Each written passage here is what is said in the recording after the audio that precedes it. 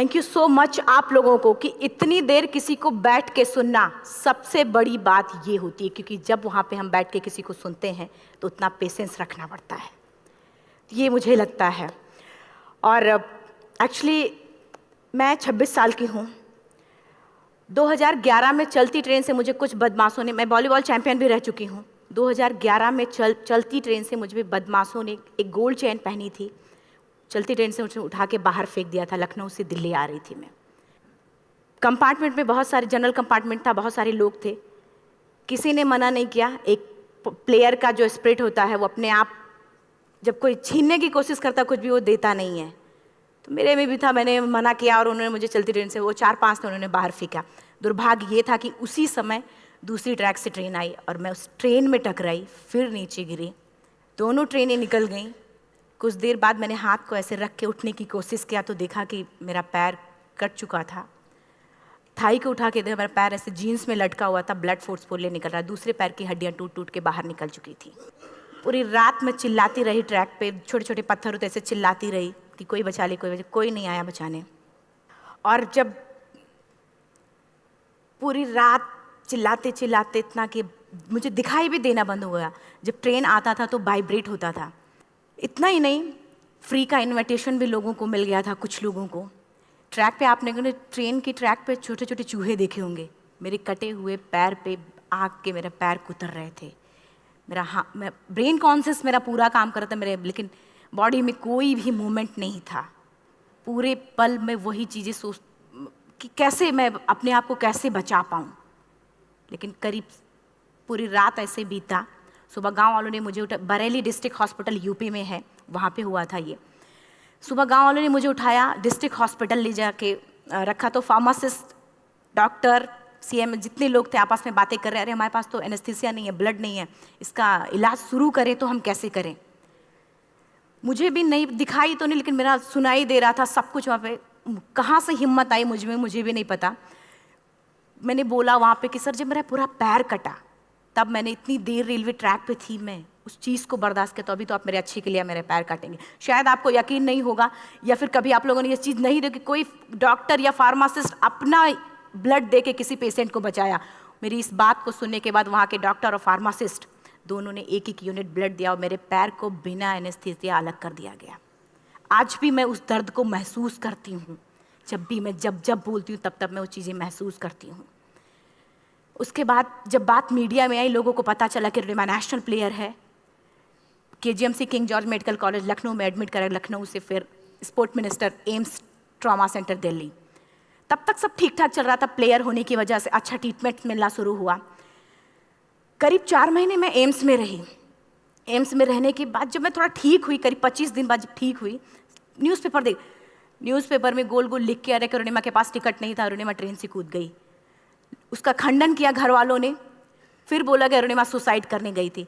जिस लड़की का शरीर का एक अंग कट चुका, पूरी जिंदगी का पता नहीं कि व्हील चेयर है, बैसाखी, या पता, यहाँ तक कि मेरे स्पाइन में 3 फ्रैक्चर था, मुझे ये भी नहीं पता था कि मैं बेड से उठ भी पाऊंगी कि नहीं। अंदाजा लगाया जा सकता, सिर्फ अंदाजा लगाया जा सकता है कि उसकी दिलो दिमाग पे क्या चल रहा होगा, उस परिवार की क्या स्थिति रही होगी जब जिस परिवार की एक यंग एज लड़की का इस तरीके का सिचुएशन हुआ हो।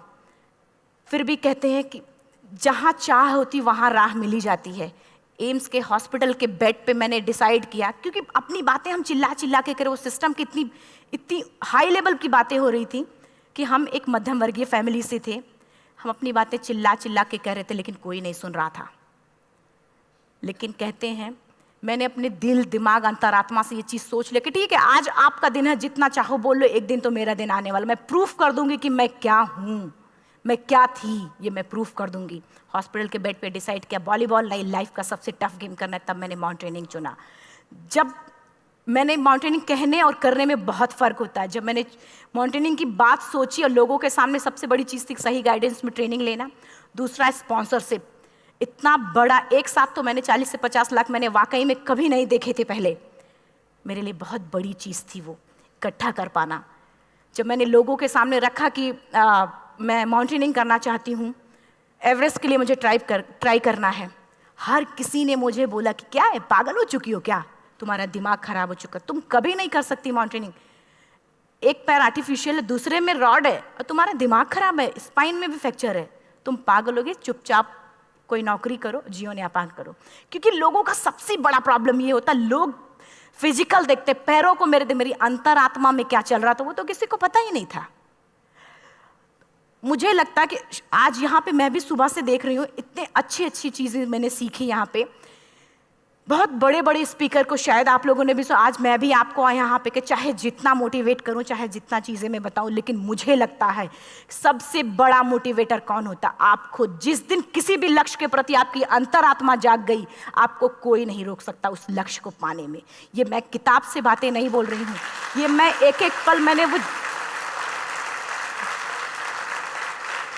ये मैं कोई भी किताब की बातें नहीं, एक एक पल आज जो मेरा 26 साल का एक्सपीरियंस है वो मैं बता रही हूँ सिर्फ आपको। उसके बाद किसी तरीके से मैनेज किया मैंने। भाई साहब, मेरा परिवार मेरा बैकबोन था। परिवार ने मुझे, भाई साहब ने मुझे कहा कि मैडम बछेंद्री पाल जिन्होंने 1984 में एवरेस्ट समिट किया, उनसे मिलते हैं, वो जरूर कुछ ना कुछ करेंगे। हॉस्पिटल से निकलने के बाद मेरे राइट लेग में स्टिचेस लगी थी। मैंने डायरेक्टली घर जाने की बजाय, जब लोग ये सोचते हैं कि मुझे अपना जीवन यापन कैसे करना है, जब लोग ये सोचते हैं कि मुझे अपनी ज़िंदगी के मेरे दिमाग में सिर्फ 2 चीज़ें चल रही थी, मुझे इनका जवाब कैसे देना है और एवरेस्ट समिट कैसे करना है। फर्स्ट तुरंत गए बछेंद्री मैम के पास। जब मिले, मैम ने फर्स्ट टाइम जब मुझे देखा तो उन्होंने कहा, अरुणिमा, उनकी आंखों में आंसू आ गए। उन्होंने बोला, अरुणिमा, तूने ऐसी हालात में एवरेस्ट जैसे दुरूह पहाड़ के बारे में सोचा तो तूने अपने अंदर तो एवरेस्ट फतह कर लिया, अब तो सिर्फ लोगों के लिए। मेरे परिवार को छोड़ के बाहर की पहली ऐसी महिला थी जिन्होंने मुझ पे भरोसा किया था कि हाँ अरुणिमा, तुम कर सकती हो। मेरे लिए वही बहुत बड़ी चीज़ थी। प्लानिंग भी कर ली, मैम भी मिल गई, सब हो गया। लेकिन जब उतरते हैं फील्ड में तब पता चलता कि हम क्या हैं। रोड हेड से मैं पहुंच गई। मैडम ने कहा कि ठीक है, तुम्हारे कहने, तुम्हारे सोचने से कुछ नहीं होगा अरुणिमा, प्रूफ करो कि कर सकती हो। मैंने कहा बस एक मौका चाहिए मुझे। वाकई में जब मैं माउंटेन में पहुंची, रोड हेड से बेस कैंप लोगों को 2 मिनट लगता था, मुझे 3-3 घंटे लगते थे, क्योंकि मेरे राइट लेग की हड्डियां भी नहीं जुड़ी थी। लेफ्ट मेरा आर्टिफिशियल लग चुका था, लेकिन स्टंप एकदम रेड, उसका मतलब घाव एकदम नए थे। मैं अगर पैर रखती थी तो मेरे पैर से जोर से अगर दबा देती थी तो पैर से मेरे ब्लड आने लगता था। सारे लोग नॉर्मल थे वहाँ पे। हर कोई ये बोलता कि एक पीक के लिए जाते थे तो हर कोई मुझे ये बोलता कि अरुणिमा, तुम धीरे धीरे आओ। मेरे दिमाग में हर बार यही बात चलती थी कि क्या है, मैंने एवरेस्ट का प्लान किया, मैं इनके बराबर भी नहीं चल पा रही हूँ। खुद से संकल्प लिया कि कोई बात नहीं, एक दिन ऐसा आएगा कि मैं इनसे पहले जाऊँगी। और आपको शायद यकीन ना हो, आने वाले 8 महीने बाद पूरा का पूरा वेट उठा के बेस कैंप से साथ निकलते और टॉप पे पहले पहुंचते। ऐसे करके देखते थे कि अरे ये लोग तो पीछे। खुशी होती थी। उससे भी ज़्यादा मुझे खुशी तब होना शुरू हुआ जब वो सारे लोग आके मुझसे ये पूछते, मैडम खाते क्या हो, बता दो, पैर नहीं है फिर भी कैसे चलते हो। उसके बाद पूरा मुझे स्पॉन्सरशिप मिला। मैं जब एवरेस्ट के लिए गई, मेरे लिए सबसे बड़ा, एवरेस्ट की जर्नी में मेरे सबसे बड़ा चैलेंज यही था कि दूसरे को समझा पाना। मैं नहीं समझा पाती कि भाई मैं कर सकती हूँ। जब मैं एवरेस्ट के लिए गई, शेरपा होता, शेरपा को जब ये बात पता चला कि मेरा प्रोस्थेटिक लेग है, आर्टिफिशियल लेग है, दूसरे में रॉड, बोला नहीं ले जा सकता, इसकी वजह से तो मेरी भी जान जाएगी। मैडम ने, हमने सबने कन्विंस किया किसी तरीके से। मन वाकई में जो टीवी में हम और उसमें फोटोज़ में देखते हैं, ब्लू और ग्रीन आइस, हिला देने वाला होता। जितना सुंदर दिखता उतना ही हिला देने वाला होता। जब मैं हमारे ग्रुप में 6 लोग थे, रॉकी एरिया तक मैं सबसे पहले थी, लेकिन जैसे ही मैं ग्रीन और ब्लू आइस में गई, मेरा आर्टिफिशियल लेग स्लिप कर जाता था। फ्रंट पॉइंटिंग से, जब मैं फ्रंट क्रैम्पोन से फ्रंट पॉइंटिंग मारती थी, लेफ्ट से पेन होता था तब भी करते, लेकिन आर्टिफिशियल जैसे फ्रंट पॉइंटिंग मूव हो जाता, मेरा पैर ही मूव हो जाता था। शेरपा मुझे बोला नहीं हो सकता अरुणिमा, ज़बरदस्ती मत करो। मैंने कहा कुछ नहीं, ये मेरा पैर है, मैं जानती हूँ कैसे चलेगा। फाइनली 1, 2 बार, 3 बार करने, 4 बार, 5 बार होल्ड हो जाता था। आइस थोड़ा टूट के निकलता था तो मैं वहाँ पैर रख के जाती थी। कैंप 3 तक ठीक था, प्रॉपर एक्लेमेटाइज किया अपने आप। कैंप 3 तक जनरली गए। बात जब कैंप 3 के ऊपर की होती है, साउथ कोल समिट, अच्छे माउंटेनियर, अच्छे दिलेर के हौसले धरे के धरे तब रह जाते हैं जब अपनी आंखों के सामने किसी को मरता देखता है, और दिमाग में बात, जब जिसको डिसीजन मेकिंग, और जब दिमाग में बातें जब ये आने लगती हैं कि अरे जिस चीज़ के लिए हम जा रहे हैं उसी चीज़ के लिए आदमी मर रहा है, इसी चीज़ के लोग लिए मर चुके हैं। रात में क्लाइंबिंग, ज़्यादा से ज़्यादा माउंटेनिंग रात में की जाती है क्योंकि वेदर शांत होता है। जब मैं रात में निकली साउथ कोल से, कैंप 4 से, मेरी हेडलाइट जिधर ही हेडलाइट जा रही थी उधर ही डेड बॉडीज़ मुझे नज़र आ रही थी। मेरे रोंगटे खड़े हो रहे थे, मुझे समझ में नहीं आ रहा था कि मैं करूं तो क्या करूं। इतना ही नहीं, मैं जिस रोप में थी उसी रोप में जब मैं आगे जा रही हूँ और एक बांग्लादेशी, उनका हाथ हल्का हल्का ऐसे हिल रहा, मुंह से आवाज़ आ रही थी। मैं एक्सप्लेन नहीं कर सकती मुझे कितना डर लग रहा था। बार बार ये बार बार मन में आती, इसका ऑक्सीजन खत्म हुआ है, ये मर चुका है लास्ट सिचुएशन में, और हम कुछ नहीं कर पा रहे हैं, क्या करें। उसके बाद मैंने 10 से 15 मिनट सिर्फ मैं वहाँ खड़ी रही। मैंने सिर्फ इतना बोला कि अगर आप सभी में से सभी ने एवरेस्ट सबमिट कर लिया तब तो ठीक है, अगर नहीं सबमिट किया है मैं सबके लिए एवरेस्ट सबमिट करूँगी और जिंदा वापस जाऊँगी। क्योंकि जैसा हम सोचते हैं हमारी बॉडी उसी तरीके से जनरेट करना शुरू करती है। मैंने डेड बॉडी, क्योंकि जा ही नहीं सकते थे किनारे से, उसी रोप में वो एंकर है, डेड बॉडी को लांगी और लांग के जाना शुरू किया। हिलेरी स्टेप साउथ समिट के करीब जब मैं खुद पहुंची, मेरे शेरपा ने एक जोर से झटका मुझे दिया कि अरुणिमा वापस चलो, तुम्हारा ऑक्सीजन खत्म हो रहा है। हिलेरी स्टेप के बाद एवरेस्ट समिट है, थोड़ा चलने के बाद एवरेस्ट समिट है। अगर कोई आपसे ये बोले, आप अपने टारगेट के इतने करीब हो, अगर कोई आपसे ये बोले कि अरुणिमा वापस चलो, कैसा लगता है? मैंने भी यही बोला, सर क्या बोल रहे हो आप, मैं नहीं जाऊंगी वापस। बोला अरुणिमा जिंदगी रही, दोबारा ट्राई करना और एवरेस्ट समिट हो जाएगा दोबारा तुम्हारा। मैंने कहा नहीं, ये आप जिंदगी में गोल्ड चांस बार बार नहीं आते, लाइफ में कभी कभी आता है, ये आपके ऊपर आता, आप उसको पकड़ के रखते हो या फिर छोड़ देते हो। मैं अपना गोल्ड चांस कभी नहीं, क्योंकि मैं जानती थी मुझे स्पॉन्सरशिप बहुत मुश्किल से मिला, एक बार अगर मैं छोड़ देती दोबारा मुझे कभी नहीं मिलता। मैं बहुत अच्छी तरीके से जानती थी। मेरा फाइनली मुझे बछेंद्री मैम ने भी एक बार बात समझाई थी, मेरी माँ ने मुझे एक बात बताया था कि लाइफ में कभी कभी सिचुएशन ऐसी आती है जब सिर्फ आप अकेले होते हो, डिसीजन सिर्फ आपको लेना होता है। जहाँ पे भी होना, खड़े होकर हल्का सा पीछे मुड़कर देखना और ये सोचना कि आप एक एक कदम चल के यहाँ तक पहुँचे हो, सिर्फ अपना एक कदम आगे बढ़ाना, तुम देखना कुछ देर बाद तुम टॉप पे होगी। मेरे दिमाग में उनकी बातें वीडियो की तरह चल रही थी और सिर्फ एवरेस्ट का टॉप चल रहा था। मैंने शेरपा को पहले कन्विंस करने की कोशिश की कि भाई चल, कुछ नहीं होगा भाई चल। फाइनली जब वो नहीं माना, मैंने एक कदम आगे बढ़ाया, डिसीजन लिया कि नहीं जाना ही जाना है। आगे बढ़े, करीब 1 से 1.5 घंटे बाद मैं टॉप पे थी। और इतना ही नहीं, आज भी मैं जितनी बार बोलती हूँ उतनी बार मैं महसूस करती हूँ, मेरे रोंगटे खड़े हो जाते हैं, मेरा दोनों हाथ ऊपर करके जोर जोर चिल्लाने का मन कर रहा, कितनी जोर से चिल्लाऊं कि सबको बता दूं कि आज मैं टॉप ऑफ द वर्ल्ड पे हूं। उन लोगों को बता दूं जो लोग ये सोचते हैं, लड़की, दूसरे विकलांग, तीसरे मिडिल क्लास में, जो लोग एक बार हार के फिर दोबारा लड़ना नहीं चाहते, जो लोग हारने के बाद सोचते हैं कि हम दोबारा कुछ कर नहीं सकते, उन लोगों को मैं चिल्ला चिल्ला के टॉप से बताना चाहती थी कि नहीं, आप सब कुछ कर सकते हो, सिर्फ एक सोच की विकलांगता, हैंडीकैप आदमी यहाँ से होता है, यहाँ से नहीं। अगर यहाँ से जो आदमी विकलांग है तो नॉर्मल आदमी भी विकलांग है, जो अगर यहाँ से विकलांग है। चिल्ला चिल्ला के मैं बताना चाहती थी। मैंने शेरपा से कहा कि आप एक फ़ोटो खींच लो, क्योंकि सारे लोग फ़ोटो, अपना नेशनल फ्लैग का जो वैल्यू होती है ना, वो जो हम कहीं बाहर होते हैं तो पता चलता है। मुझे भी बहुत खुशी हो रही थी, फ्लैग को हग किया और बोला फ़ोटो खींचो। बोला पागल हो गई है, तेरा ऑक्सीजन कभी भी ख़त्म हो जाएगा, नीचे चल। नहीं, फ़ोटो खींच लो। फ़ोटो खींचा उसने।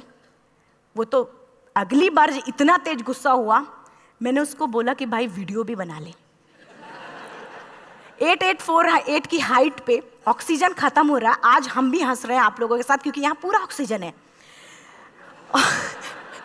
और 8848 की हाइट पे जब मुझे शेरपा, कोई भी शेरपा को बोलेगा भाई वीडियो बना, तो परेशान हो जाएगा, पागल हो चुकी, कि तुम मर जाए, यहाँ मैं जा रहा हूँ नीचे। मैंने कहा नहीं, कुछ नहीं होगा, आप बनाओ वीडियो। किसी तरीके से मैं 4-5 पेयर बैटरी रख के लेके गई कि डिस्पोजल कैमरा, एक अलग कैमरा, कि मतलब एक नहीं काम करेगा तो दूसरा करेगा, प्रॉपर प्लानिंग से। शायद आप लोग भी सोचो कि वाकई में लड़की को इतना बड़ा रिस्क लेने की क्या जरूरत थी, कि जिंदगी कभी भी जा सकती थी इसकी। लेकिन मैंने वो रिस्क लिया क्यों? क्योंकि मैं चाहती थी, कहीं ना कहीं से मेरे भी दिमाग में ये बात आ चुका था कि मैं जिंदा वापस ना जाऊं।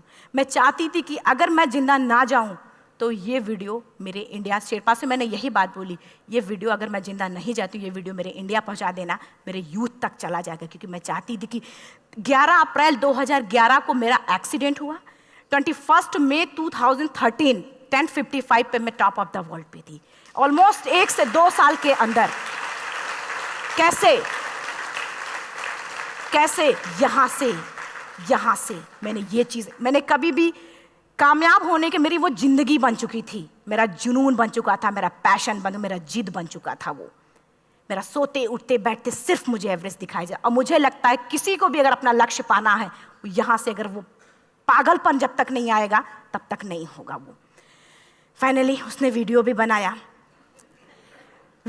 आप बोल रहे फटाफट अरुणिमा नीचे भागो। जब मैं टॉप पे थी तो कुछ लोग और भी थे, लेकिन 10:55 पे मैंने एवरेस्ट समिट, 11 बजे के बाद अगर कोई अटैम्प्ट करने की कोशिश करता है उसको सुसाइड अटैम्प्ट बोलते हैं। जैसे ही मैं नीचे चलना शुरू की, मैंने कहा भाई हाँ चल नीचे चलते हैं। ज़्यादा से ज़्यादा मौतें नीचे आते वक्त होती हैं एवरेस्ट पे। जब मैं नीचे आ रही हूँ, थोड़ा दूर ही मैं नीचे चली थी, मेरा ऑक्सीजन पूरी तरीके से ख़त्म।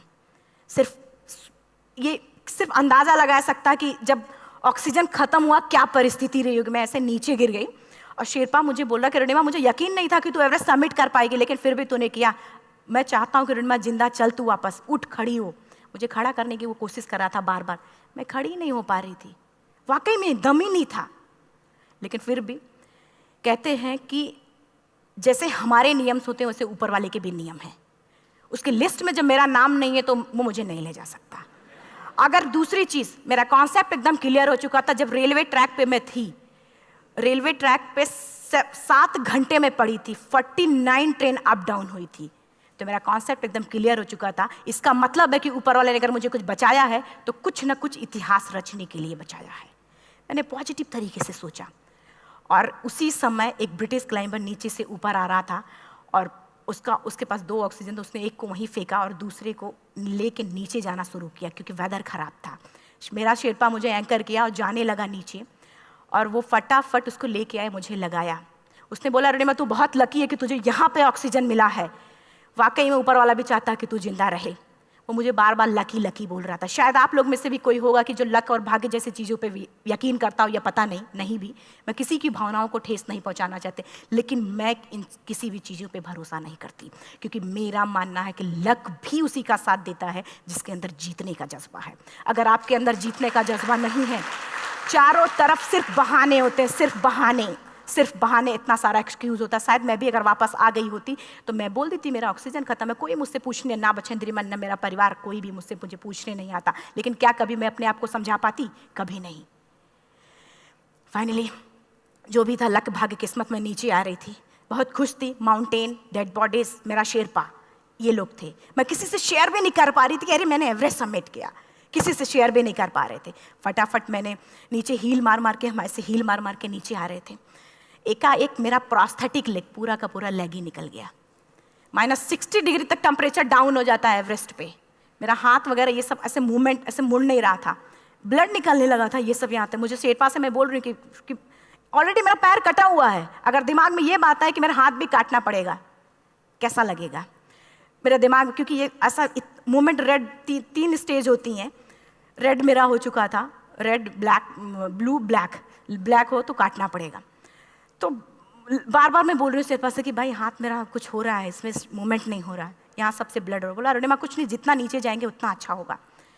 प्रोस्थेटिक लेग मेरा निकल चुका है, मैं रुकी हूँ, मेरा ऑक्सीजन चल रहा, बड़े मुश्किल से लक भाग्य किस्मत जो भी था मुझे मिला था। शेरपा मेरे आगे है, लास्ट मोमेंट तक वो मुझे बोलेगा, अगर वो मैं नहीं चलती वो मुझे छोड़ के चला जाए। गलती उसकी भी नहीं होती, क्योंकि वो क्या करे, क्लाइंबर की वजह से या तो अपनी जान वो भी दी, गलती उसकी भी नहीं है। लास्ट में मेरी आंखों से आंसू निकलने लगा। मैंने सोचा क्या करूं अब, रोने अपने आप आंसू ने कहीं ना कहीं से आ ही जाता है। दूसरे पल मुझे समझ में आ गया कि रोने धोने से कुछ नहीं होगा। मैंने आंसू को पोंछा और रोप, जो मेरी रोप थी, रोप को पकड़ा, दूसरे हाथ से आर्टिफिशियल लेग को, पैर को घसीट के चलना शुरू हो गया, क्योंकि मेरे पास यही था। ये तो दूसरा था, गिव अप कर दो ही चीज़ थी।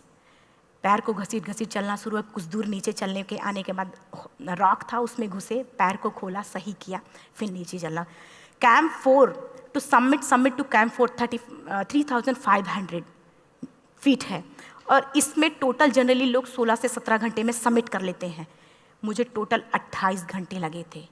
हर माउंटेनियर, चाहे बाहर का या फिर इंडिया का, हर किसी ने ये मान लिया था कि अरुणिमा जिंदा वापस नहीं आएंगी। हर किसी ने ये चीज़ मान लिया था। लेकिन मुझे लगता, जब मैं वापस साउथ कोल पहुंची, जब मैं टेंट का जिप खोला, मैंने हर किसी ने कहा कि अरे तू यहाँ है, हम तो सब सोच लिए थे तू चली गई। हर किसी ने ये बोला था। फिर सब खुशी मना रहे थे हम सब। देखिए, ये सब बताने का मेरा सिर्फ एक मकसद था कि सब कुछ हम में है, हम जैसा चाहें वैसा कर सकते हैं। ऑलरेडी टाइम हो चुका है। मैं एक चार लाइन की पंक्ति सिर्फ बोलूँगी। मैं एक्चुअली, मेरा एम है कि मैं वर्ल्ड के जो कॉन्टिनेंट हैं, कॉन्टिनेंट के हाईएस्ट पीक समिट करूं। एशिया का एवरेस्ट हो चुका है, अफ्रीका किलिमंजारो हो चुका है, यूरोप का एल्ब्रुस हो चुका है। 23 नवंबर को मैं जा रही हूँ ऑस्ट्रेलिया हाईएस्ट पीक के लिए। बस आप लोगों की गुड विशेस चाहिए। और 4 लाइन, अभी तो इस बाज की असली उड़ान बाकी है, अभी तो इस बाज की असली उड़ान बाकी है, अभी तो इस परिंदे का इम्तहान बाकी है, अभी अभी मैंने लांघा है समुद्रों को, अभी तो पूरा आसमान बाकी है। Thank you so much. Thank you.